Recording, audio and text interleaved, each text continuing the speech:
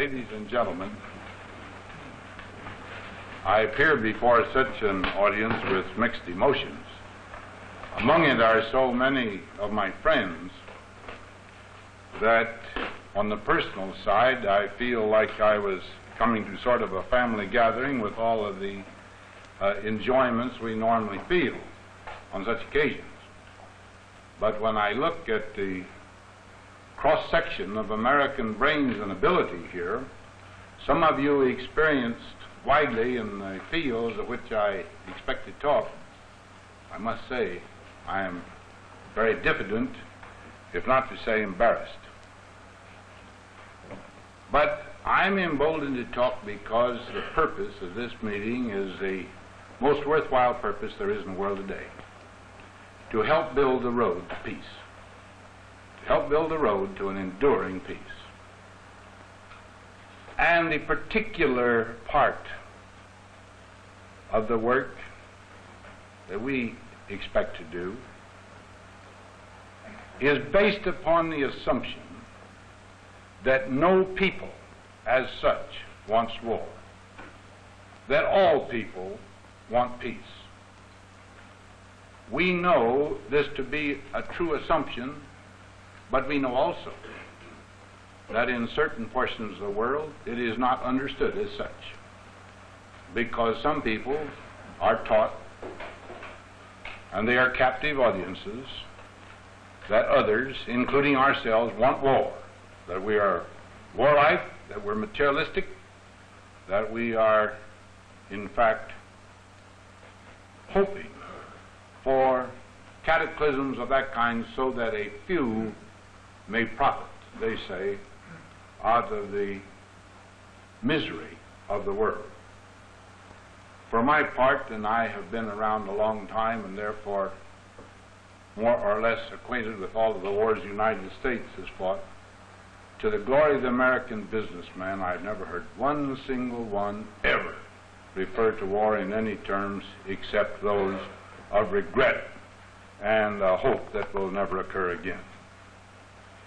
Now, if we are going to take advantage of the assumption that all people want peace, then the problem is for people to get together, to leap governments, if necessary, to evade governments, to work out not one method, but thousands of methods by which people can gradually learn a little bit more of each other. The problem is, how do we dispel ignorance? How do we present our own case? How do we strengthen friendships? How do we learn of others? These are the problems. The communist way, of course, is to subject everything to the control of the state and to start out with a very great propaganda program, all laid out in its details, and everybody conforms.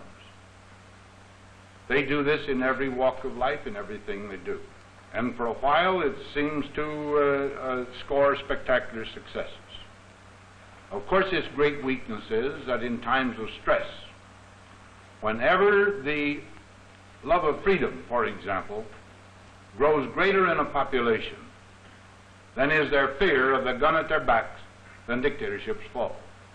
And indeed, in war, when the fear of the machine gun in front grows greater than that of the machine gun behind, then dictatorships' armies begin to disintegrate.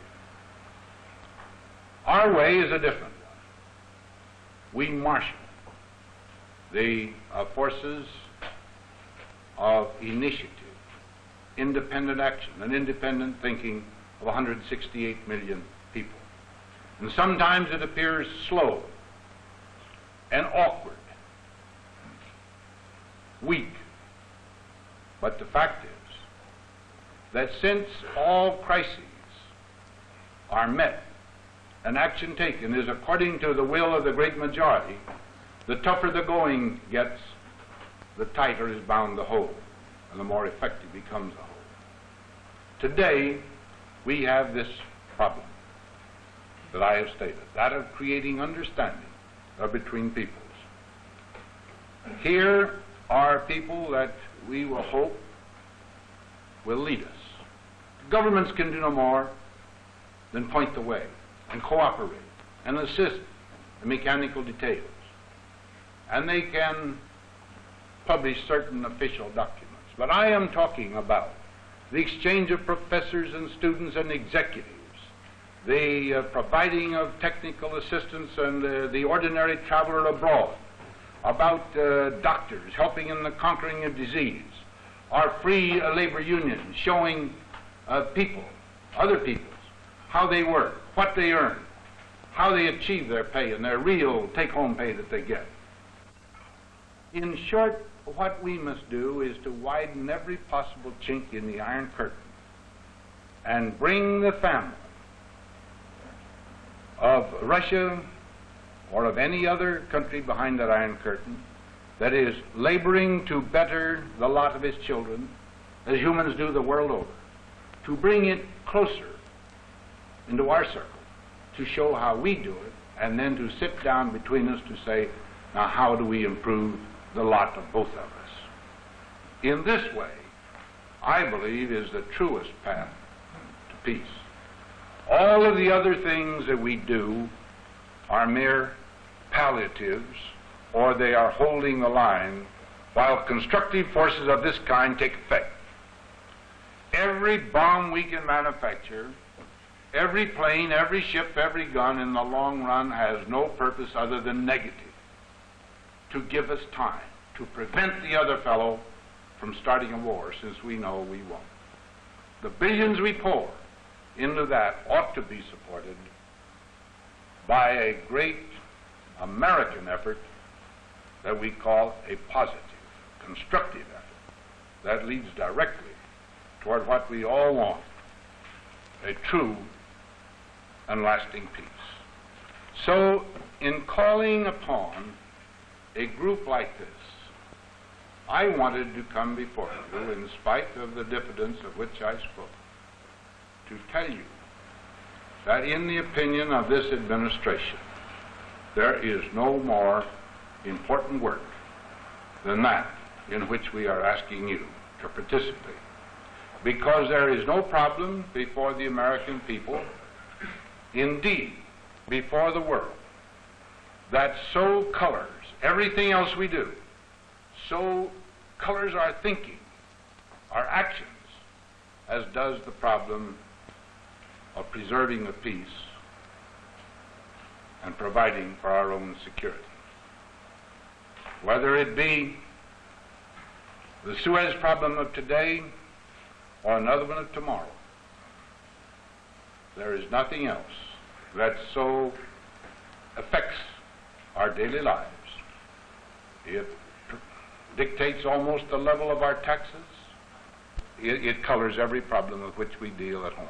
So, as you start this work, as you have before you the governmental officials who will be the ones cooperating with you, you will understand that it is something that lies very close to the hearts of the administration, and we believe to every man, woman, and child in America, and indeed, we believe the world, except for those few who want unjustly and improperly to rule others.